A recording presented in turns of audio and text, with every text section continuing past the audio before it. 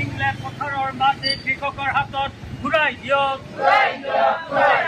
England পথাৰৰ মাটি কৃষকৰ হাতত ঘূৰাই দিয়ক। কৃষকৰ দখলত থকা ইংলেণ্ড পথাৰৰ মাটি বনিয়াৰ হাতত গতাই দিয়া নীতি বন্ধ কৰক। বাতিল কৰি দখল কৰি থকা কৃষকসকলক মাটিৰ ম্যাদী পট্টাৰ দাবী দিয়াৰ দাবী কৰে।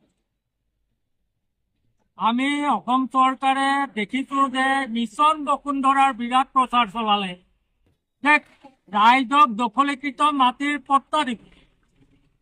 ইয়াৰ যোগেদি তাৰ দখলত কিমান মাটি আছে তাৰ তথ্য ললে আৰু তথ্য লৈ সেই মাটিখিনি এতিয়া চৰকাৰে লৈ যোৱা কাহিনীয়াৰ এটা ব্যৱস্থা কৰিব। অসমত যি উচ্ছেদ কৃষক উচ্ছেদ চলি আছে ইয়াৰ অন্তৰালত আছে যে কৃষকে ভোগ দখল কৰি থকা মাটি উচ্ছেদ কৰি বৃহৎ পুঁজিপতি বা কৰ্পৰেট গোষ্ঠীৰ হাতত গতাই দিয়ে।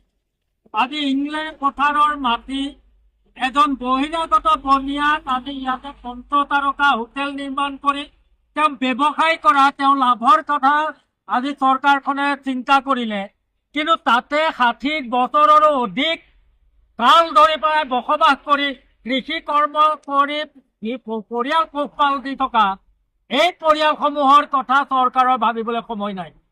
গতিকে আজি আমাৰ দেশত বা অসমত যিখন চৰকাৰ চলি আছে এইখন কৰ্পৰেটৰ চৰকাৰ, কৰ্পৰেটৰ নিৰ্দেশত কাম কৰা চৰকাৰ।